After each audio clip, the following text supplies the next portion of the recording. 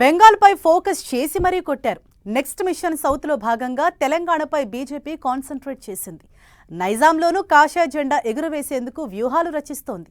ఈ క్రమంలోనే 5 రాష్ట్రాల ఎన్నికల ఫలితాల తర్వాత నరేంద్ర మోదీ తొలి సభ తెలంగాణలోనే జరగనుంది. ఈ సభా వేదికగా బీజేపీ ఆపరేషన్ ఆకర్ష్కు తెరలేపనుందా?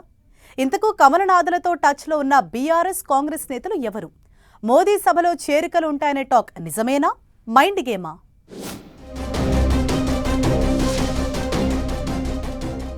మోదీ సభకు ఓ రేంజ్లో ఏర్పాట్లు చేస్తున్న నేతలు.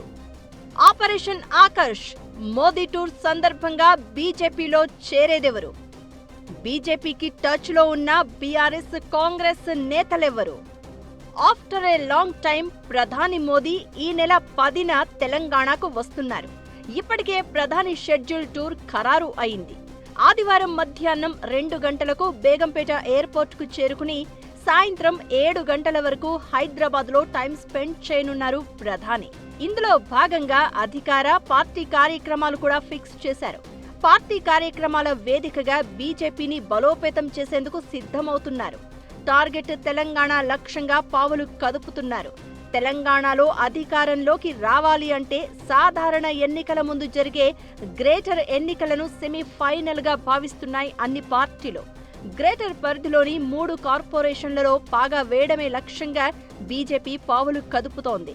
ఇందుకోసం బీఆర్ఎస్ కాంగ్రెస్ నేతలను పార్టీలో చేర్చుకునేందుకు వ్యూహాలు రచిస్తున్నారట.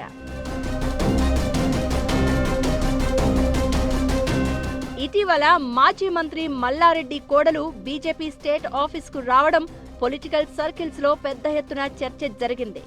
మాజీ మంత్రి మల్లారెడ్డి కుటుంబంతో కలిసి ఢిల్లీలో నరేంద్ర మోదీని కలిశారు.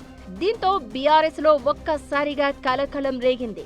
మాజీ మంత్రి మల్లారెడ్డి కుటుంబంతో సహా కమలం గూటికి చేరేందుకు రెడీ అయ్యారన్న వార్తలు వస్తున్నాయి. అయితే బీజేపీలో చేరికపై మల్లారెడ్డి కోడలు ప్రీతిరెడ్డి క్లారిటీ ఇచ్చినా వారి కుటుంబం వేస్తున్న అడుగులు బీజేపీలో చేరేలా ఉన్నాయనే చర్చ నడుస్తోంది. ఇప్పుడు ఇదే అంశం బీఆర్ఎస్ లోనూ చర్చకు దారితీసింది అంటున్నారు. నరేంద్ర మోదీ రాష్ట్రానికి వస్తున్న నేపథ్యంలో మాజీ మంత్రి మల్లారెడ్డి అల్లుడు ఎమ్మెల్యే మర్రి రాజశేఖర్ రెడ్డి, మల్లారెడ్డి కొడుకు భద్రారెడ్డి, కోడలు ప్రీతిరెడ్డి బీజేపీలో చేరబోతున్నారా అనే ఊహాగానాలు మొదలయ్యాయి. బీజేపీ నేతలు కూడా ఈ అంశంపై నర్మగర్భంగా స్పందిస్తూ ఉండడం చర్చనీయాంశంగా మారింది.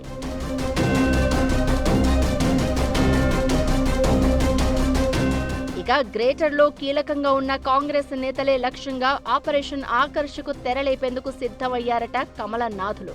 గ్రేటర్ పరిధిలో ఉన్న ఒక్కరిద్దరు కాంగ్రెస్ సీనియర్ నేతలను చేర్చుకునేలా పావులు కదుపుతున్నారట. జీహెచ్ఎంసీ, మల్కాజ్గిరి, సైబరాబాద్ కార్పొరేషన్ పరిధిలో పాగా వేసేలా బలమైన నేతలను తమ వైపునకు తిప్పుకునేందుకు వ్యూహాలు రచిస్తున్నారట.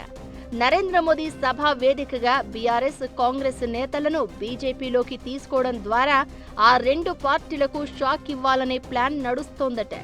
మోదీ సభను అత్యంత ప్రతిష్టాత్మకంగా తీసుకుంటున్న స్టేట్ బీజేపీ లీడర్లు ఇక మోదీ సభకు ముందు ఆ తర్వాత అన్నట్లుగా దూకుడు పెంచాలని డిసైడ్ అయ్యారట.